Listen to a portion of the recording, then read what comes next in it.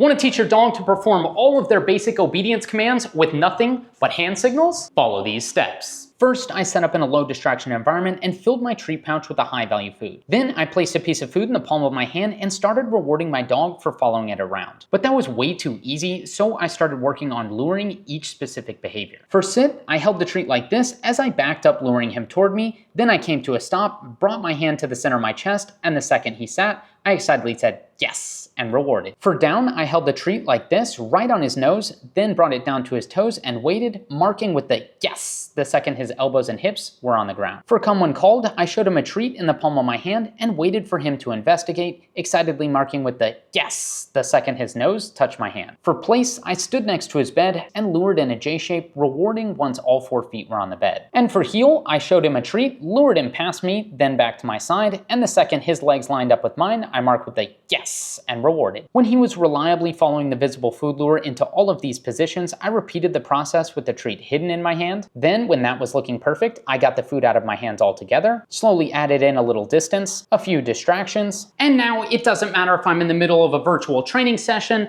a phone call, or a video just like this. I know that if I want him to perform any of these behaviors, all I've got to do is give him the signals. Yes, come on!